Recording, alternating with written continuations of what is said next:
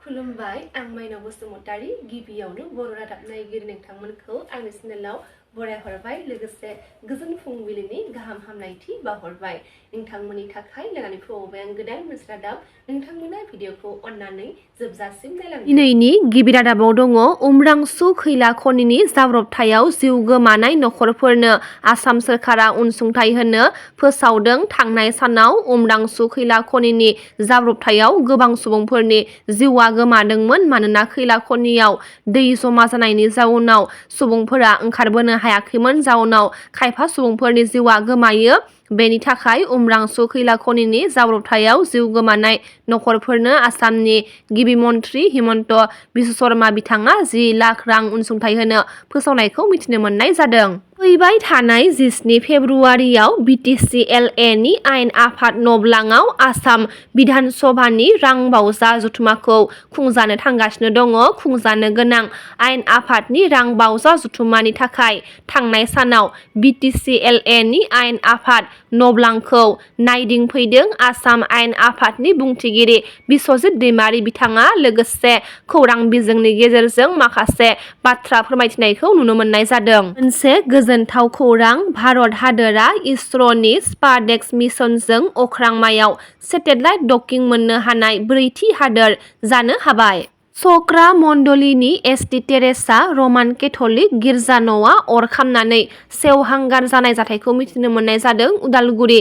आम्बागाव चक्रा गामिनि एस.टि. टेरेसा रमान केथलिक गिर्जा न'आ मोनानि 10 रिंगासोआव मिथिस्लाबै अर खामना सेवहांगार जालांबाय। गामिनि रायजोफोरा सन्देह खालामदों जि सोरबा दुथांफोरा बे जाथायखौ खामदों होनना बेनिखायनो खुंथायाव थानाय खुंगिरि आरो पुलिस बिफानखौ थाबैनो संदानना जाथाय खालामग्रानि नायबिजिरनो खावलायहरनायखौ नुनो मोननाय जादों। लोगोसे बर' बाप्टिस्ट कन्भेन्सन BBC दैदेनगिरि बिथांमोननोबो जाथायनि सायाव नायबिजिरनो खावलायहरनायखौ नुनो मोननाय जादों। चक्रा एस.टि. टेरेसा रमान केथलिक गिर्जा न'खौ अर सावनानै सेवहांगार खालामनायनि सायाव उदालगुरि जिल्ला एबसुआबो गोख्रों फिनजाथाय होनायखौ नुनो मोननाय जादों। उदालगुरि आम्बागाव चक्रा गामिनि एस.टि. टेरेसा रमान केथलिक गिर्जा न'आ मोनानि 10 रिंगासोआव मिथिस्लाबै अर खामना सेवहांगार खालामनायनि सायाव उदालगुरि जिल्ला एबसुनि आफादगिरि कर्नेलियास दैमारिया खौरां बिजोंनि गेजेरजों माखासे गोख्रों बाथ्रा बुंथिनायखौ नुनो मोननाय जादों। कक्राझाराव 29थि लेन्डमार्क रिजर्ट बेखेवदों। मैया कक्राझाराव थानाय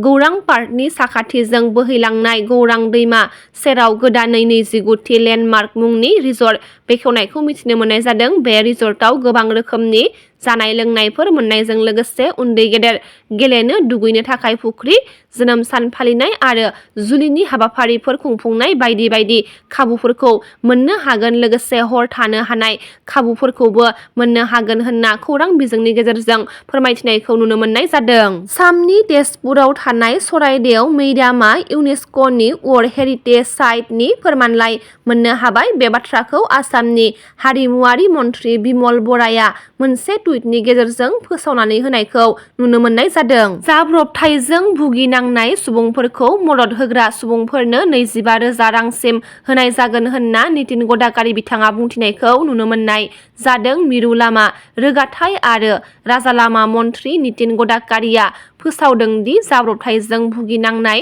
सुबुंफोरखौ मदद होग्राफोरनि थाखाय बान्थाखौ 25,000 रांसिम बांहोनाय जागोन। बेयो आथिखालाव होनाय 5,000 निफ्राय 5 गुन बांसिन होननानै फोरमायथिनायखौ नुनो मोननाय जादों। बलिउडनि मुंदांखा फावखुंगुर सेफ आलि खानखौ सिनाय मोनै दुथांफोरा गोबौ सिखाजों गाग्लोबदों होननानै मिथिनो मोननाय जादों। खौरां मोननाय बायदिब्ला बलिउडनि मुंदांखा फावखुंगुर सेफ आलि खानखौ सिनाय मोनै दुथांफोरा मुम्बाइनि सेफ आलि खाननि न'आव बृहस्पतिबार एबा मैया फुंबिलिनि 2:30 रिंगासोआव हाबनानै सिखाजों गाग्लोबनायनि उनाव मुम्बाइनि लीलावती देहा फाहामसालियाव थिसननाय जादों होननानै मिथिनो मोननाय जादों। जानो गोनां संकस खेराइ फोरबोनि अन्थाइ खाम्फा गायसनदों रेवरेवा नारजिहारि बिथाङा गसाइगाव महकुमानि सिङाव थानाय संकस दैमा सेराव फैगौ फेब्रुवारि दाननि 14, 15, 16 अक्ट'आव जानो गोनां संकस खेराइ फोरबो खुंजानो थांगासिनो दङ। बेनिनो अन्थाइ खाम्फा गायसनना होदों। बिजेपिनि एमसिएलए रेवरेवा नारजिहारि बिथाङा लोगोसे संकस खेराइ आरो बाथौ धोरोमजोंनो लोब्बा लाखिनानै बाथौआ बर'नि गुदि धोरोम आरो बाथौआसो बर'खौ बर' हिसाबै सिनायथि होयो होनना खौरांगिरिफोरनि सिगाङाव बुंथिनायखौ नुनो मोननाय जादों। चिरां जिल्लानि सिङाव थानाय सान्थिपुर निज्लागुरि हिरिम्बाफुरि बाथौ गोथार फैलामनि बानजायनायाव दमासि फोरबोखौ लोब्बा लाखिनानै बर'नि दोरोङारि जामुं बादायलायनाय हाबाफारि खुंफुंदों। थांनाय बोसोराव खुंबोनाय बायदिनो देग्लायबो नैथि खेबनि थाखाय दमासि फोरबोखौ गाजा गोमजायै खुंफुंदों चिरां जिल्लानि सिङाव थानाय सान्थिपुर निज्लागुरि हिरिम्बाफुरि बाथौ गोथार फैलामाव। बेजों लोगोसेनो बर' हारिनि दोरोङारि जानाय लोंनाय बादायलायनाय हाबाफारिबो खुंफुंनायखौ नुनो मोननाय जादों। बादायारि महरै बाहागो लादों सान्थिपुर ओनसोलनि सिङाव थानाय मोनस्नि गामिफोरा। फिसाया न'आव गैयैखौ सुबिदा लानानै गसाइगावनि हास्रावबारि गामिनि रिंखां नार्जारिनि बिसि सासे गथ' गोनांखा पुर्निमा बसुमतारिया गोमानानै दङ होनना मिथिनो मोननाय जादों। गसाइगाव महकुमानि सिङाव थानाय हास्रावबारि पानबारि गामिनि रिंखां नार्जारिनि बिसि सासे गथ'नि बिमा 24 बोसोर बैसोनि पुर्निमा बसुमतारिया 13 सान सिगांनिफ्रायनो गोमानानै दङ।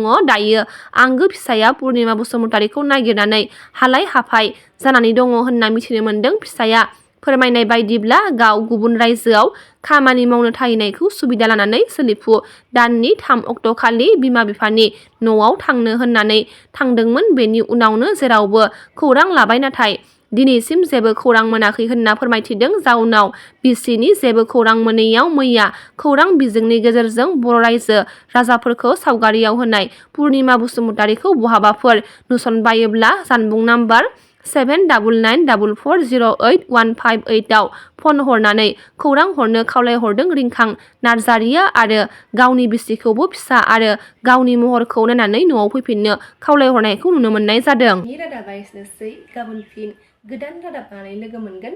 नोंथांमोना भिडिअखौ जोबजासिम नायबायब्ला अन्नानै लाइक, शेयार, कमेन्ट लोगोसे साबस्क्राइब खालामनानै होदो। गोजोन्थों।